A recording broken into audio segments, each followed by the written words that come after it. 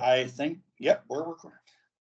Oh, Noche Sorocaba, part two of our interview with Antonio. And Antonio and Jordan and I were just discussing music here in Brazil. And just my few little observations was that my wife speaks Portuguese. She doesn't speak English. She knows a little bit, but pretty much just to tell me to shut up and take out the trash and stuff like that. But what I noticed is she likes American music, even though she doesn't understand it well, she does like it. And when I used to go to karaoke when I first came here, a lot of the people sang songs either in English or even in a few other languages, but primarily in English. But if you tried to talk to them, they couldn't speak English. And I thought that was very interesting that people could do that. And so I've actually made myself learn a few songs in Portuguese, and they're not very good. So I will spare everybody's ears from that. But maybe just give your thoughts on that overall topic. Okay, Antonio. I'll give you your opinion about that. Why the thing happened? Why we are so into American and also English culture in overall? Man, it's really interesting that in my high school there was a very popular band called Sacrifice. I don't know this band. I don't know. I never heard about that before. Never. Jordan in high school, Edward. He never told you about? Yes, I don't I think used so. to have I used to have a metal band in the high school times. What? Yeah, this sounds like an interesting topic. I get so ashamed about that, man, because back then I used what, Antonio? Say again because I got interrupted. I said that your band, I say as a joke, but you really played, yeah? You, the guys, I remember, yeah? You went to some, you did some concerts, yeah? Yes, we did seven. We did seven in yes, yes. That was just was not a long term band, a long time term band, but it was just like a high school metal band project or something like that. Actually the band was formed. The band was formed by me on the vocals. Yes, people I sing metal. Yes, most of my students they know about that. They say no, that is impossible. Yes, George, yes, I'm a black guy and I sing metal. Yes, and I used to be labeled by people here as a crazy guy, as a bad guy, or something like that. Yes, it was very funny back then. Thiago on the drums. Okay. Have you guys ever heard of the band Living Color? Not the show In Living. But yes, I know that. Antonio, listen to they do that. a song called Cult of Personality. Yes. That song rocks.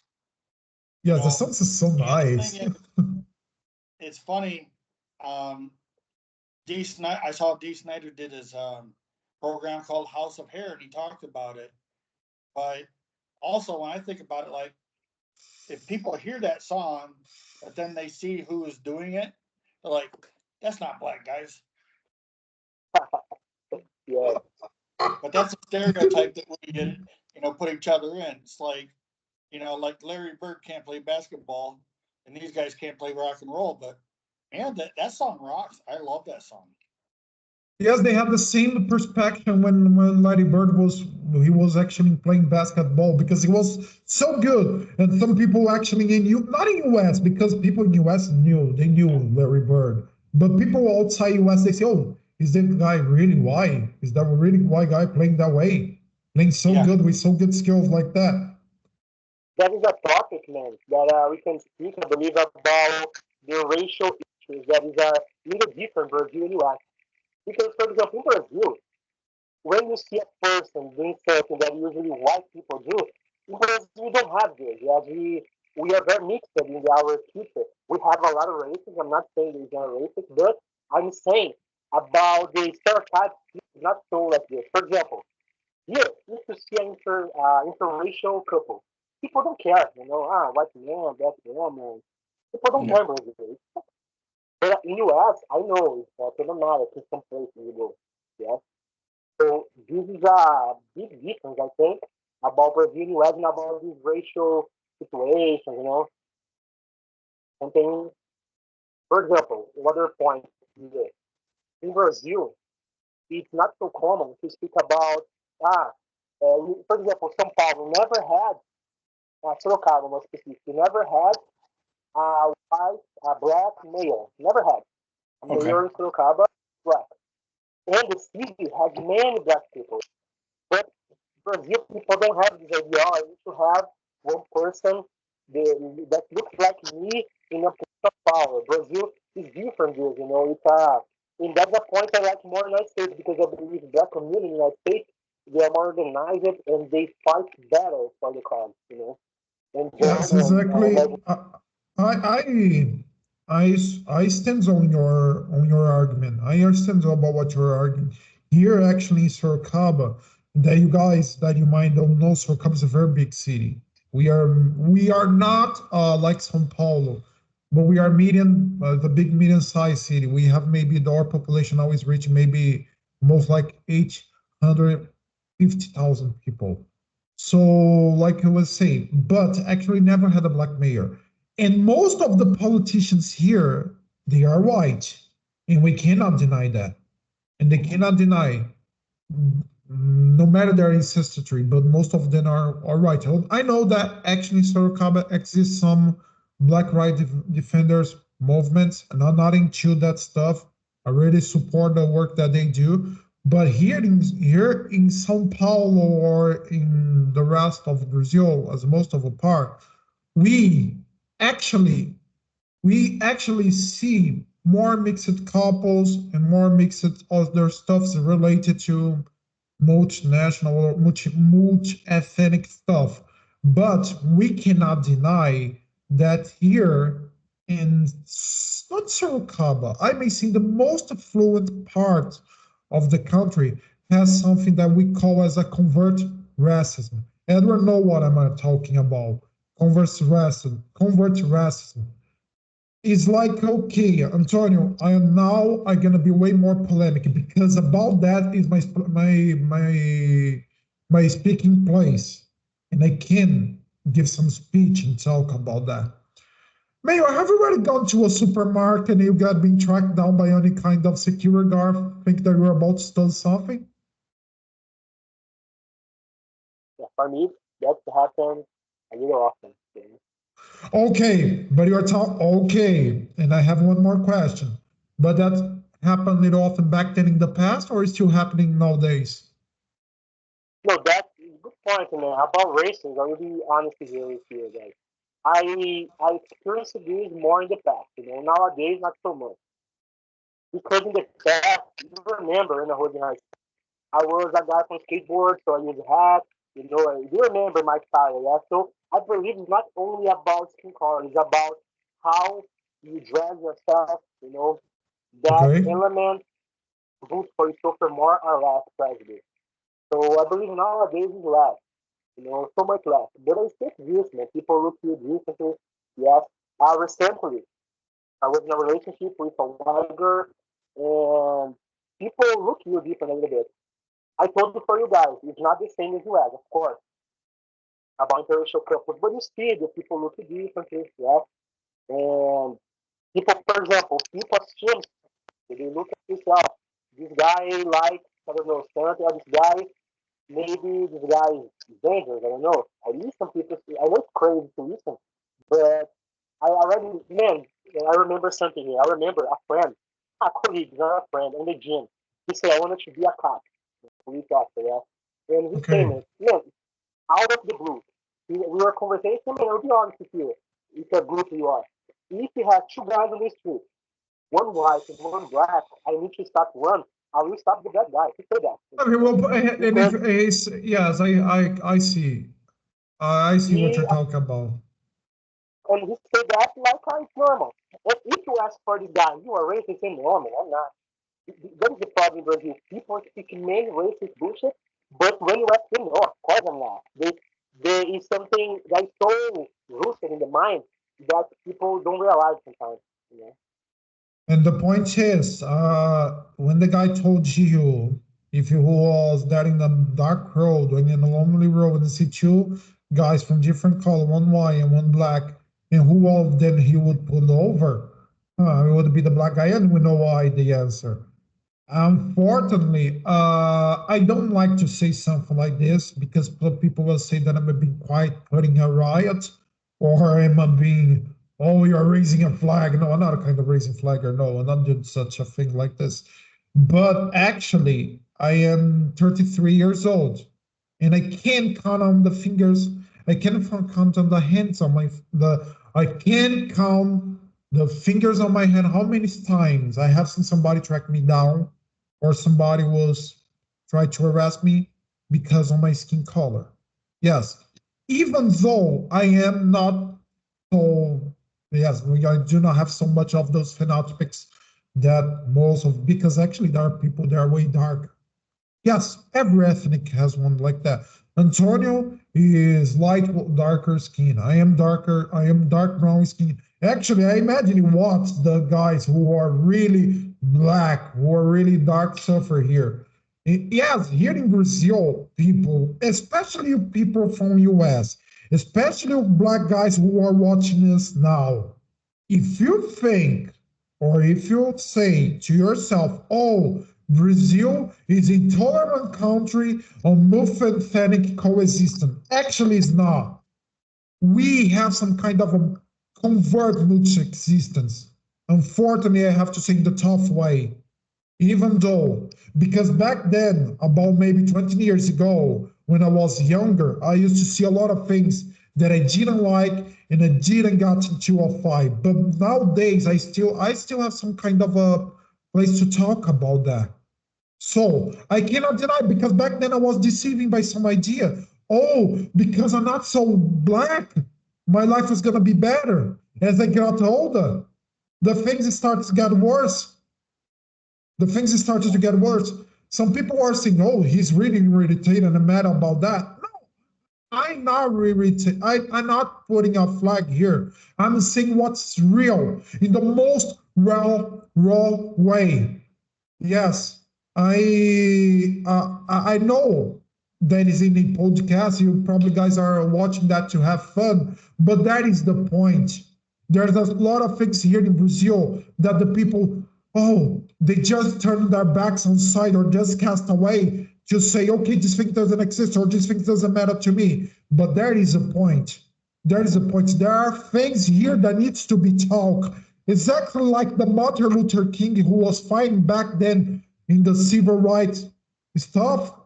Here in Brazil, we don't have nobody to raise our flag, or not to only raise our flag, or to confront those kinds of policy that keep constraining us, that keep constraining us. Okay, I am just the sidekicker today, but I think I can just put it that into short words.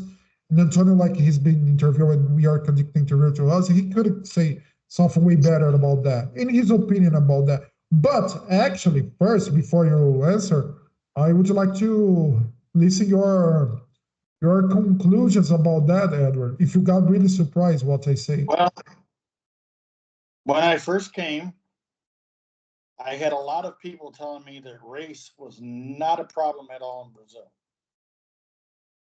Um, but most of those people looked like me. I mean, they weren't as ugly as me, but they had my skin color. But um, I watched some documentaries. I've seen some things on history. Talking to people like Jordan, it's not that simple. And I remember when I was taking a philosophy class, the idea of perception came up, and that perception is well, to some people, their perception is their reality. Not reality, but in their brain, this is the way the world is. Well, if racism isn't a problem for you, you probably think it doesn't exist. If other people um, And I know I was taught racist things early on in my life. And I mean, even my biological father told me not to marry a Chinese woman because my children's eyes would be slanty and all that. So I married a Korean instead. That's a joke. Um, and I have two sons that are half Korean. And you know what? I don't know if even most people even know they're Korean, but the thing is, none of that matters to me. And Kelly's a darker skinned person than I am. Doesn't matter a bit. Um, I have, yeah, I have dated some white. I've had people pick on me saying, "Do you even date white girls?" But yes, I have dated white girls. But I guess my point is that it doesn't matter to me, and I maybe part of why I can relate. I cannot say I know what it's like to be dark skinned, but I do know what it's like to be looked down upon. And I started my life out, I was very poor, but also I have problems with depression and anxiety. And I also have post traumatic stress disorder from my life, which is a long story. But I've had people treat me bad because of that. I didn't choose those. I didn't choose my life. I didn't choose, just like that's why I look, when I look at other people, you didn't choose where you were born. You didn't choose what color you are. You didn't choose any of that. So why should I give you a hard time about something you don't have a choice over? So, um,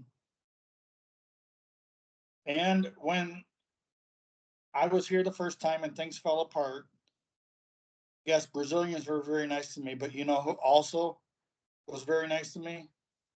Mostly people with darker skin. Yeah. And,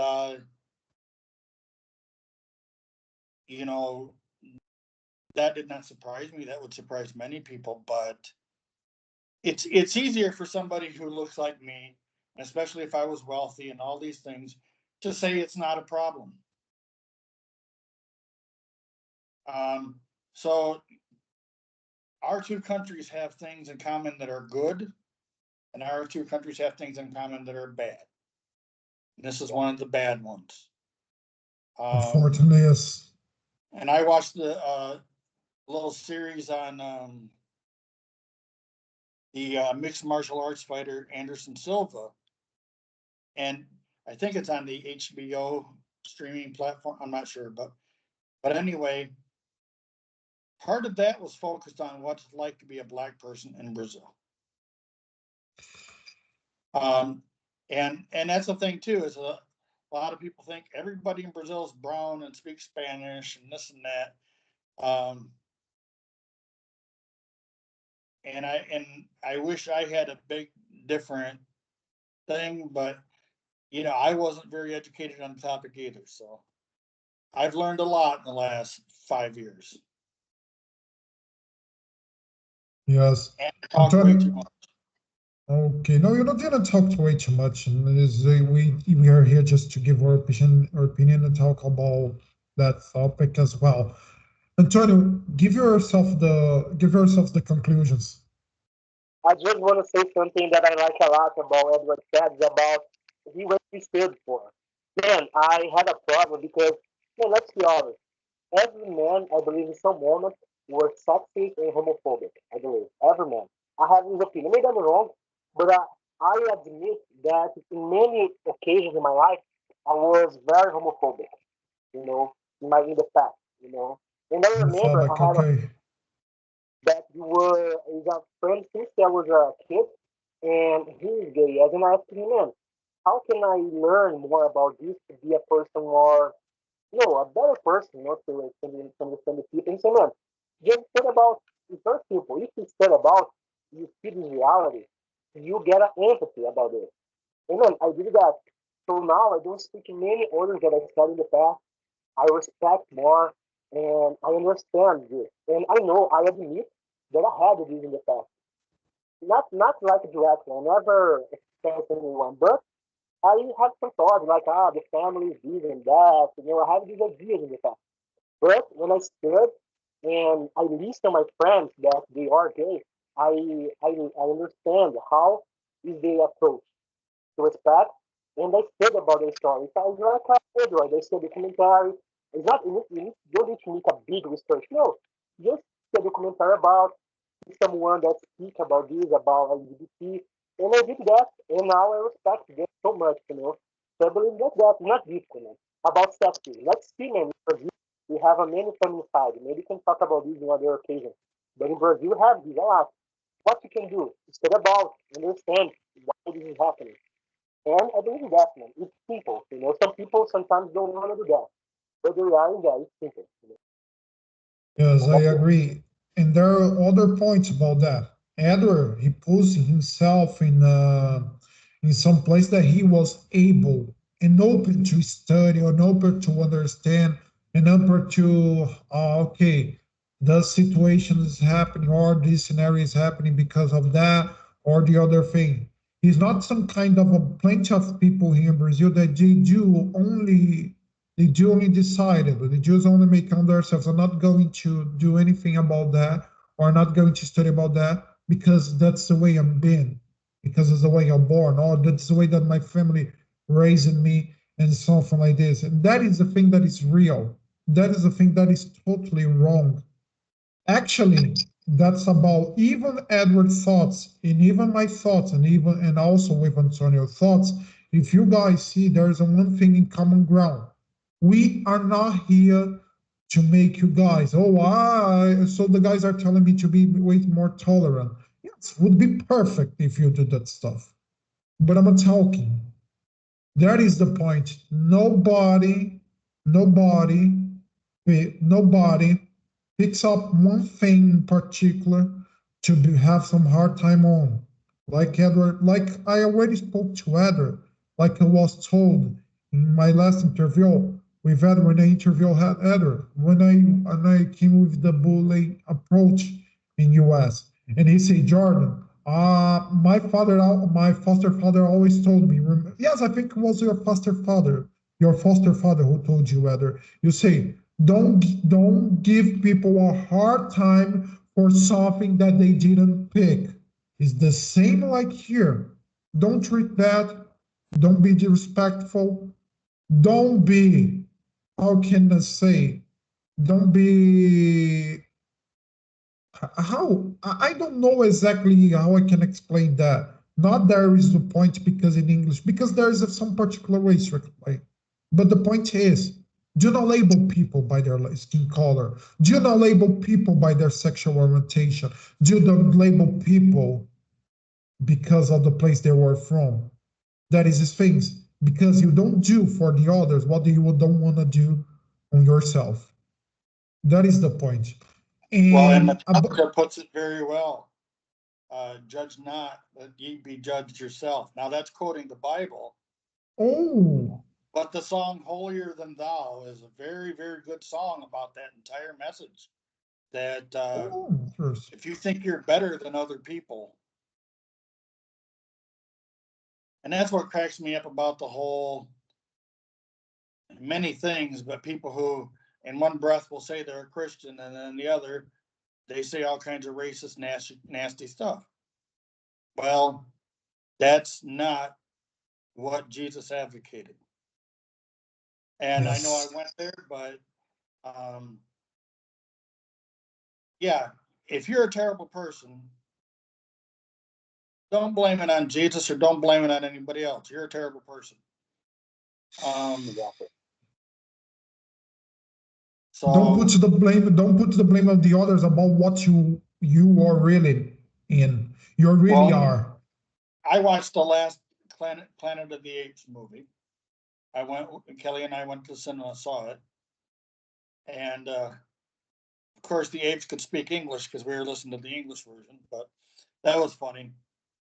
But we joked about that. That was funny. Like, yeah, the apes know English, but she hasn't learned English yet. Ha ha ha. You know, but but wait, in the movie, it's way off in the distant future, and people are saying, or apes are saying, Caesar said this and Caesar said that, and they were lying. Because if you watch the earlier movies, the character Caesar was a good person, or was a good ape, good person. Well, however you want to say it. But he was kind of like wanted to be fair to everybody. All this, and I see that's what people do to other situations. It's what people put their hate in and like put Jesus' signature on it, or put some other person's signature on it. If you're a bad person and you hate people, just be man enough to admit you're a piece of crap and you hate people. Just to be brave enough to admit that you are a racist person. Do not put the blame on the others. Do not put the blame on the others. Other thing, just before, because I know Antonio must have to go because he has some classes to attend. Okay. 10 minutes. 10 minutes. Okay, you already said. Okay, perfect. Okay. Thank you. Thank you, because we are thinking about you. We were thinking, oh, we are delaying Antonio for his appointment. That is the point. We can use the social means, even like YouTube, Facebook, TikTok, and the other things, to put aware on people, conscientize people about those kinds of message, those useful message, and those, well, how can I say, those workful messages about that, how that things needs to be said to the other people. And I am the, like I say, and even like Edward is saying, don't put the blame on the others about what you're really been. Or the other thing, like I was saying, that you cannot point your fingers on the other people, or like Edward said, that is in the Bible. First, you have to judge yourself, then to judge the others. And the point is, you must have to treat all people fair, in a fairly way, And that is one thing that I would like to ask Antonio. Okay, this is a very good thing to ask. Antonio, do you think that Brazil is a black-friendly country, like people supposed to say? Repeat please the question. Do you think that Brazil is a black-friendly country, like people used to say, they're supposed to say? And there is a quote you have people say in the past, like Brazil is the democracy of colors, yeah. Okay. I listened to that as a kid, I remember. And for a period, I believe it. But as I grew up, I started to learn that it's not like that. Yeah. I start to realize when I look in the private schools, I didn't see any black kids coming out. And when I look at public school, the majority were black. And man, something I always understand Brazil. Have you ever had a black doctor attending? People say, yeah, once. Some people say for me once, I remember. Never. To be honest with you, me, never yet. Because I'm looking for it. I know it exists, black doctor, of course. But I'm talking about numbers, proportion, is man. How many? So little. 54% of people of Brazil are black. You don't see these people. You don't have a black candidate in Brazil. I always like to make these men. It's 13 or 15, I think, nowadays, percent are black people. They already had one black president. They had Obama, yeah. They had two ministers in Supreme Court, black. And man, 15% of the population. In Brazil, it's 54. We don't see these people in the position. Yeah. Yes. So okay. Do you remember when we used to spoke about the Joaquim Barbosa, the minister Joaquim Barbosa, and then we used that guy as one of our milestone for life? Yes, Joaquim Barbosa was the only guy who achieved the Brazilian Supreme Court.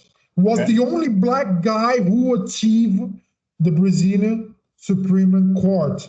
Man, that thing I remember, because some people say, don't you remember that time? We were born, we were young by that time. that the people say, no, he only had achieved that because he got a scholarship there.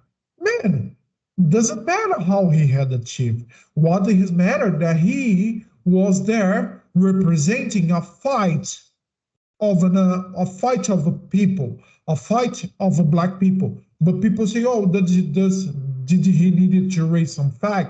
Did he need to raise some flag? I'm not talking about that. It's about representation. It's about representation. Me as an English teacher, or even I speak German, and even as I speak Spanish as well, I speak with other people, with culture. People got so surprised with me when I speak their language that they say, oh, I do not know that black guys from Brazil could speak other language. Say why? Who gives them this perspective? Who gives them this kind of sight points or sight views? Nobody giving them. Probably, likely something happened to make them thinking that way. It's exactly like that, by on their thoughts. It's not something that comes on their thoughts. It's like Edward said, when he first came to Brazil. He got his own perspectives of Brazil, but his perspectives got totally ruined after his very first year here, because he actually knew how the reality is here. I'm not saying that we've been slaying over every single day, or you're gonna be, or okay, if I put my hat outside my apartment here, somebody's gonna shoot my head. No, I'm not saying something like this. I'm saying that in Brazil, different than the other countries, because the racism is so clear. Here in Brazil, we have something that you guys may know what I'm talking about, the covert racism. Covert racism, the term is just to summarize, it's something like this. Put in short words. You don't say, but you keep spread.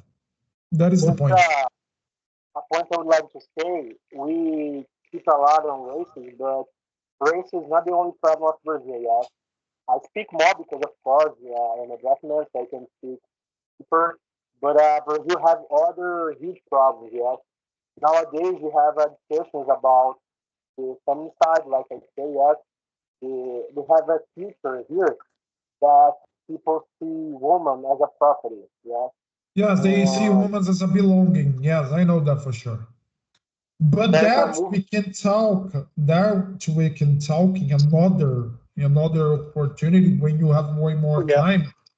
Because man, that subject about feminicide here in Brazil, it goes back to some concepts that were, how can I say, were based in some things about maybe 215 years ago. Yes, and then is a something that's been last as a cultural stuff for too long.